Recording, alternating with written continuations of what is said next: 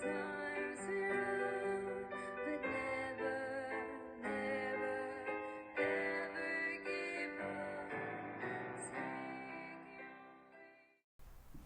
Liewe vriende, baie welkom hierso by ons uitsendingsdiens.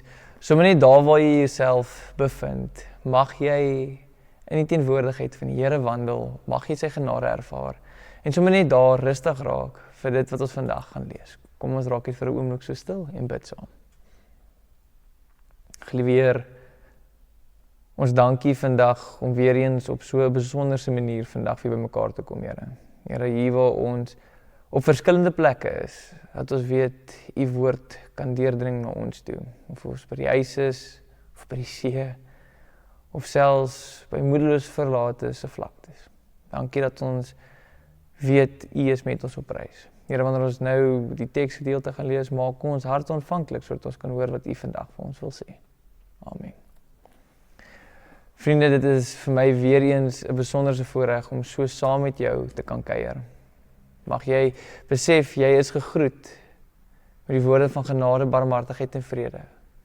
Van God die Vader, jou Skepper Heer, deur Jesus Christus, die opgestaande Heer en jou Verlosser, deur die kragtige werking van die Heilige Gees, wat die Here se teenwoordigheid dag tot dag 'n realiteit vir jou maak.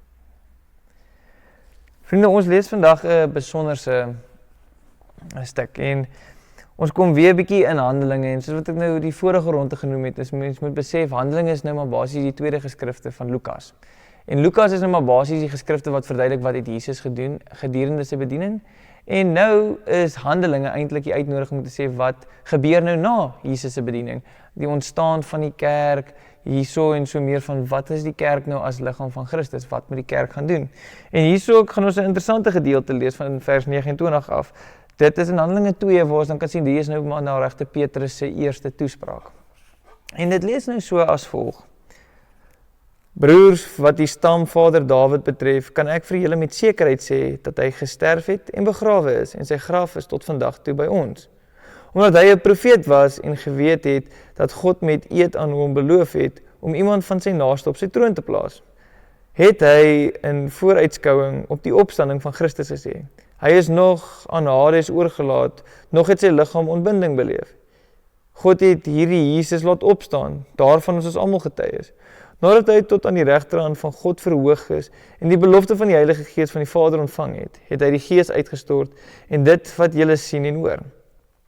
Dawid het immers nie na die hemele opgevaar nie, maar sê self, die Here het vir my Here gesê, sit aan my regterhand, totdat ek jou vyande 'n voetbank vir jou voete gemaak het. Laat die hele huis van Israel dan verseker weet, dat God hom Here en Christus gemaak het, hierdie Jesus wat julle gekruisig het. Toe hulle dit hoor, is hulle diep in die hart getref en het vir Petrus en die ander apostels gevra, wat moet ons dan doen, broers? Petrus antwoord hulle, bekeer julle en laat elkeen van julle in die naam van Jesus Christus tot vergewing van julle sondes gedoop word en julle sal die Heilige Gees as gawe ontvang. Want die belofte is bedoel vir julle en ook vir julle kinders en vir almal daar ver, almal wat die Here ons God na hom toe roep. Met nog baie ander woorde het hy getuig en hulle aangespoor. Laat julle uit hierdie korrupte geslag red. Diegene wat sy boodskap aangeneem het, is gedoop en op daardie dag is ongeveer 3000 mense toegevoeg. En vriende, ons lees nou vandag net tot sover hierdie gedeelte. En dit is nogals die vraag waarmee die moderne kerk, en ek wil eintlik sê ons vandag gekonfronteer word, is die doop. Die doop. Wat is die doop? En dit is nogals 'n ding wat baie ongemak en baie uitsaal losgemaak het. Van hartseer tot frustrasie, tot wonder. Maar mens moet besef, die doop is die pad wat die Here met jou stap. Hier in die NG Kerk het ons die tradisie dat wanneer jy 'n babietjie is, word jy gedoop. Waar jy hier voor die gemeente bymekaar kom. Dan is dit nou maar nie net hierdie stil gebeurtenis van nou word jy gedoop, die gemeente is verheug, die familie is bly en dan is dit stil nie. Maar daar is soveel diepte daaraan gekoppel. Om eintlik te sê, nou beloof ons as gemeente om hierdie evangelie joune te maak. Om jou dit te leer. Tot die dag wanneer jy dit self verstaan en jou eie kan maak. en dan verder. En dan word hierdie vraag gevra, maar hoe kyk ons dan hierna? Is die doop dan nou eintlik die skoonwas van sondes, of hoe dan nou? Ek wil onmiddellik die twee van mekaar skei. Die kruisiging en opstanding van Jesus is die verlossing van sondes. Die doop om voor dit. Die doop wys, jy word gekies deur die Here. Dat die Here saam met jou op hierdie pad stap. En dit sê eintlik God begin by jou. Nie jy begin by God nie, God begin by jou. Ek gebruik hierdie voorbeeld van die seun wat bietjie hier in die erf met 'n bal speel en hy gooi en daar gooi die ruit uit. En onmiddellik kyk hy na hierdie skade wat voor hom lê en hy besef, ek gaan nou gestraf word. En ons almal besef, hierdie kind moet gestraf word. Maar hier kom die pa uit, hy stap na die seun toe. En hy sê, my genade is vir jou genoeg. Die ruit is reeds betaal. En nou onmiddellik staan hierdie seun met die diskurs van, wat beteken dit dan nou? Ek moet nou nie die ruit betaal nie, beteken nou nie ek nou al die ruit uitgooi nie, maar hier kom die vader en sê, nou moet ek vir jou leer van hoe jy in die huis moet kan leer wandel en kan uitgaan. En dit is die doop vir ons, want die doop is hierdie selfde beginsel vir my. Die Here kies hierdie pad om saam met jou te stap.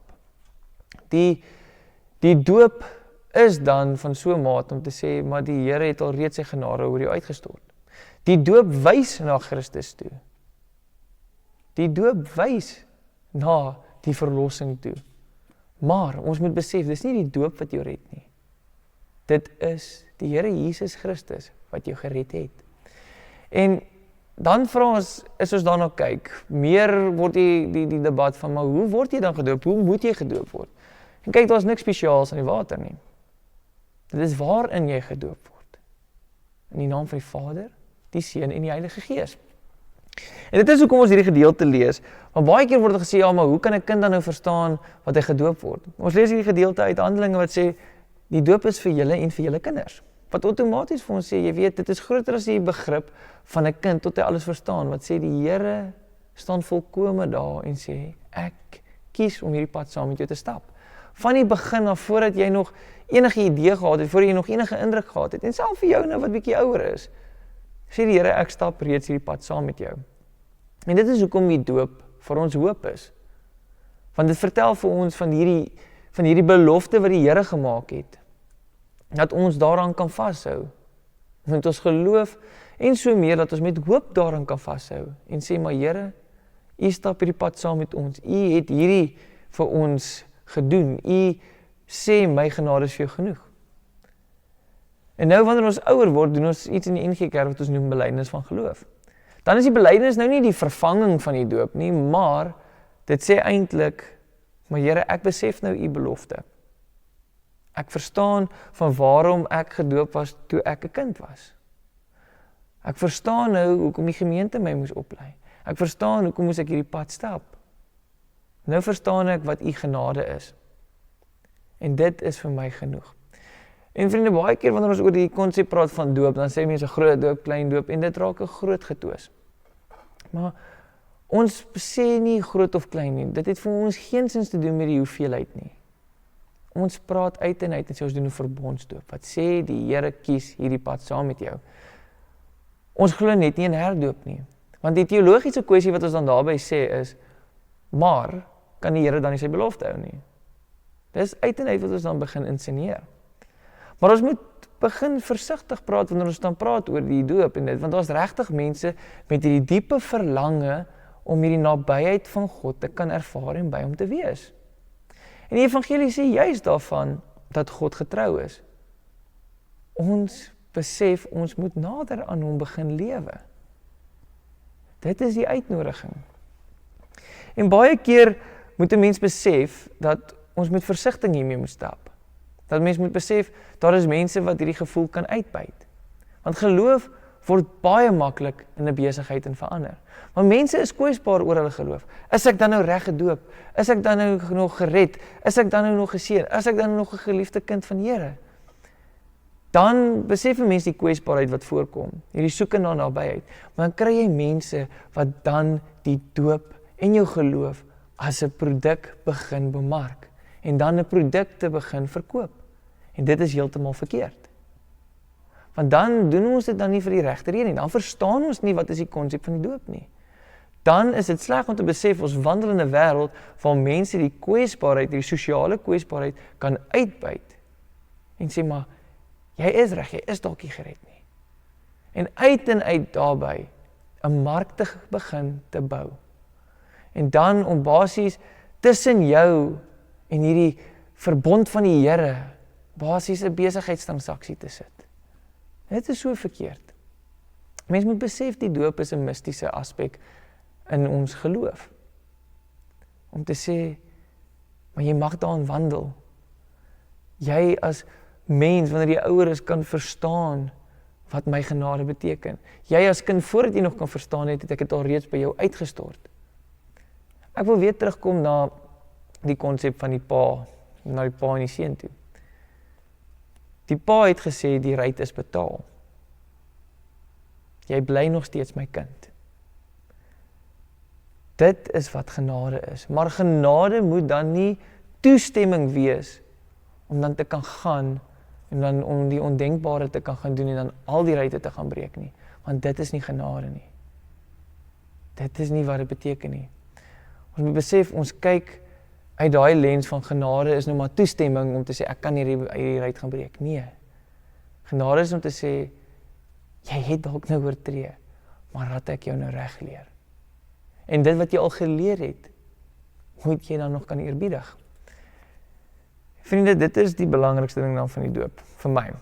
As ons so hierdie gedeelte lees, en mens besef die kwesbaarheid wat daarby saamgaan, is dat ons moet besef, ons kyk nie net na die kind nie, ons kyk na die diepte daarvan, ons kyk na ons herinnering, en ons kyk na die taak wat op ons hand is om hierdie kind groot te maak. Want die kerk sê, ons gaan jou hierdie evangelie leer. Christus sê, ek het jou gered. Die Gees sê, ek wys jou weer terug na die doop toe, sodat jy kan besef, jy is gered deur Christus, en dat die kerk verantwoordelik gaan wees ook, om jou op te kan lei. Want die Here het jou reeds gekies. Dit is die doop. En dan mag jy jouself daarin gerus stel, om te weet, daarin mag jy groei. In die doop mag jy groei. In die doop mag jy wandel. En in die doop mag jy leer. Want Christus, die Vader en die Gees is waarin jy gedoop is. Te sê, ek word gedoop in die naam van die Vader wat die Skepper is, wat voor die stand van alles my gekies het. Ek word gedoop in die naam van Christus, wat my sondes vergewe het, deur die kruisiging. Ek word gedoop in die naam van die Heilige Gees, sodat ek dag op dag daarin sal en kan mag wandel. En daarom kan ons altyd aan die getrouheid van die Here vashou. Want die doop is die simbool van die Here wat nog altyd getrou is. Amen. Ag Here, wanneer ons so oor die doop praat en ons besef die hoeveelheid hartseer daar al oor jare gegaan het in families en wonder en worstel.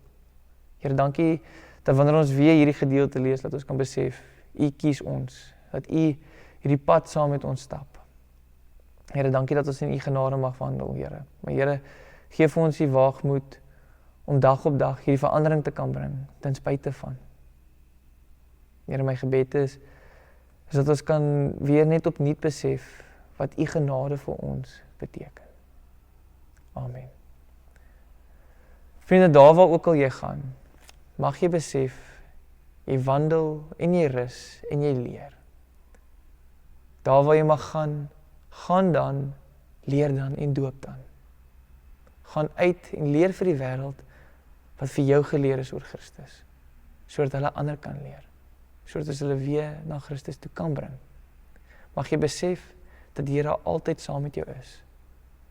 Mag die Here sy aangesig oor jou skyn.